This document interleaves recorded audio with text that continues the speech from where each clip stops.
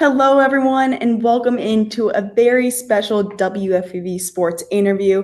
My name is Gabby Price, joined by Isabella Terracini for WFUV Sports, and today we have a very exciting guest. She's one of the lead reporters on ESPN Saturday Night Prime College Football, Big Monday College Basketball, the Women's College World Series, NCAA Indoor Volleyball, and the lead WNBA announce team. I could keep going with her list of accomplishments, but let's introduce her. Holly Rowe, welcome. Thank you for joining us today. How are you?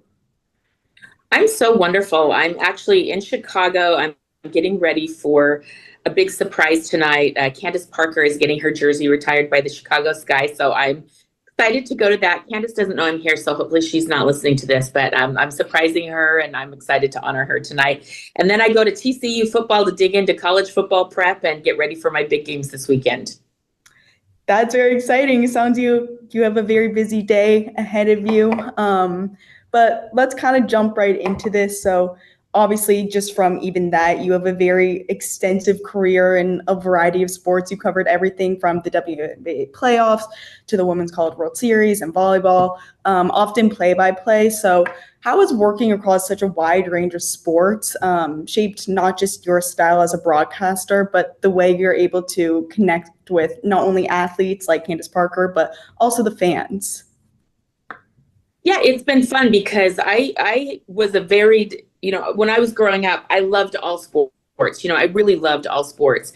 And so to be able to grow up at one point for ESPN, I think I was covering 8 different sports per season. And that was a lot. And, just trying to keep up with the rosters and the rules and, all the things. And then I hit a bump in the road. I got cancer, had a pretty severe battle with cancer, stage 4 metastatic cancer that really knocked me back. So I'm down to covering just 4 sports right now for ESPN. But what I love about it is I'm just such a fan of all these sports. Like, college football probably is my life. I started going to college football games when I was 5 years old. This will be my 30th season covering college football games for ESPN. So it's just something that I'm passionate about. And I think it is good for fans and for connecting with the athletes, because I think they see and feel that I totally care and that I really care about it. So that's important. If you're showcasing to the viewers how important it is for you, I think they're going to like watching your content and what you do. Like you just said, you've been a part of this. You've been doing 8 sports before your cancer. So I just want to ask, like, you being a part of so many shifts in the media of sports and over the course of your career, from your own journey from the sidelines to the booth, what changes have stood out to you the most? What would you love to see happen for the next years in the industry and reporters like yourself in the coming years?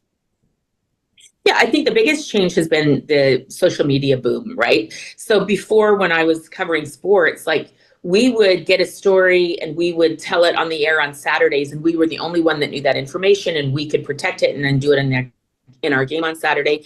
Now, anything that happens, it's out, it's gone already. So I have to work harder. I think it's made me better at my job because I have to try to find what isn't already out there, what's not already on social media today about this game, and try to dig more and be more creative. So I think in a lot of ways it's been really good because it's opened up a door that athletes are posting about themselves. Like, I literally just did this today. I'm starting to prep my college football games for the weekend. And I go in and I look at everybody's social media. So I found this young man. He's a defensive end for Clemson, and he got engaged this summer, and he's engaged to a young lady that plays for the Clemson volleyball team. Like, okay, that's maybe an interesting story. They have a podcast together on campus. So, like, I think social media has been challenging in that all the good stories are already out there because people want to get it out and click on it quickly. So I have to be better, but it also helps me that I can, get to know athletes better and then follow up on their stories when I get to meet them in person. Yeah, absolutely. I think that's a really interesting, but also very good perspective about social media. I think a lot of people kind of take it, as what you were just saying, that everything's already out there. So, it's hard to find those stories. But, I think that's a really interesting point that you made, that it makes you work harder. Just interesting also for me and Isabella as people who are trying to get into the industry. I think it's a good perspective to kind of get there. But so back in 2021, you did make history as the Jazz's first female commentator during their game against the Kings. So Looking back now, what did that moment mean to you? I'm sure you've, been asked this before, but what do you also think it means for women breaking into broadcasting? Especially, it's a male dominated position. So, just for you, what does it mean to you personally? And also just for, all women who, look up to you and see you as a inspiration. I think it's really important because I want young women like yourselves to realize everything's possible, that there are no limitations placed on you because of your gender in sports. So when I grew up, I just grew up as a massive sports fan. Like I was obsessed. I cut out articles. I read coaching books. I became a member of the American Football Coaching Association, the National Football Foundation. Like I'm just obsessed with football. No one ever told me that that's weird for girls, right? So my dad just empowered me, and I never knew that that was something that girls didn't do. So I really think it's been important for me to move through my life and through my career, not limiting myself because of my gender, and just saying, why not me? I've been studying football just as long as anybody else. And honestly, if you look around in the media, and unless the guys have played or coached, there's, probably 70% of the media who are exactly like you and have your exact same credentials. So I always like to think that it is important because it's showing you, why not me? I'm going to do the work and be just as passionate and to be just as great. And so I won't put myself in any box and limit myself in any way, because I grew up being just the same kind of fan, and I'm just as diligent and studious and working hard as anybody else out there. And so my gender is not going to limit or define my role in sports, because I won't let it. I think that's a really important outlook on life in general. And I think you bring up a really good point that, nobody should limit themselves regardless of gender, sex, or even race. Like that is not anything that should happen. So I do want to talk about you being a representative for student athletes. You just said you love doing college football. It seems that you love doing college sports in general. So I just want to get your kind of idea. And we're two college students. So we just asked college students talking to a representative of those college athlete voices, what does these responsibilities mean to you? How do you approach telling their stories in a way that captures both their athletic journey and who they are as people? I think it's really important because you are the steward of that story and that information, right? And so you talked a little bit earlier about what's different. One thing I'm concerned about in media right now is you'll see something on social media, and I've done this too. I've gotten caught, like I'll go to retweet something or click on it, and I'm like, wait, this just doesn't seem right. This doesn't seem like something this young person would say or do. And then you realize it's AI, or it's fake news, or it's been a, manipulated image or what have you. So, this just happened. I was just reading about this last weekend. Is somebody on a fan board for Clemson football put out there that Cade Klubnik had been in a car accident and was injured. And that information got to his mother, and his mom was very upset and like thinking her son had been in a car accident. And it was just a fan. They think it was a fan on an opposing team that was just trolling this website. There's a ton of misinformation about everything out there right now. And so I think for you and young people and students in college right now, it's really important that you verify everything, two sources, make sure that what you're seeing or retweeting or clicking on is accurate before you share it. That's really important, because those student athletes deserve to have their real stories told and not rumors and gossip and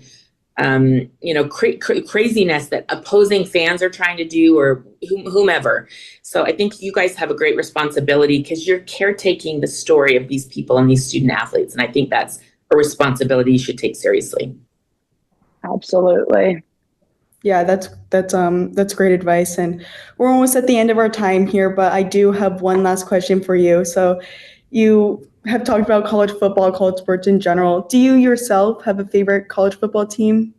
I'm assuming you do. Oh, great question. I'm not allowed to root for a team. Like we really never care. Fans don't believe this. People on Twitter don't believe this. We really never care who wins the game. We always just want a great broadcast and a great game. But I did go to the University of Utah. So I would say that Utah is, like in my heart. They should have a really good football team this year. But I definitely just want a great game. I don't want to be biased. I want to present that both teams and all the information as fairly and unbiased as I can. But I also want to celebrate everybody's story. So I want to tell the good, happy stuff and celebrate both teams. So that's something I'll say. I'll say the team that I think is loaded and should have a real chance to play for a national championship, I would put Texas up there. I would say Alabama is a sleeper that I think people might have forgotten about. And I just believe and trust in Kalen DeBoer as a head coach. So those are a few off the top of my head that I would say. But then one last thing before we get out of here, I should have mentioned this at the top, but the other reason I'm here in Chicago talking with you guys today is I am an honorary coach for the All-State NACTA Good Works team. And we got to go to Loyola Chicago yesterday and surprise our new fall captain for the Good Works team this semester. And he was playing soccer in a soccer game at Loyola Chicago. And Aiden Crawford is our new captain. We got to surprise him. And that's, you talk about why do I love college sports? There's something altruistic and beautiful to me about college sports. And getting to honor this young man yesterday, Aiden, he has started from scratch, from the ground up, a new Special Olympics chapter for Loyola University at Chicago. And they're helping a lot of people. They've had over 90 volunteers come. They're helping adults and young people with disabilities get involved in sports and athletics, which we know is very important for them. And so why do I love college sports and why does this matter to me is I get to see young people like you, like Aiden, trying to pursue your dreams. And that means something to me and really matters to me. So I was grateful to be a part of All-State NACTA Good Works team yesterday and honoring young people like you. Wow, yeah, that's amazing. That's an amazing story. But Holly, thank you so much for joining us today. It's been an absolute pleasure to hear about your career and just everything that you've experienced as a female reporter and also just as a person the past, your entire career. But for Isabella Terracini and, of course, Holly Rowe, our guests today, I've been Gabby Price, and this has been an exclusive WFUV Sports interview.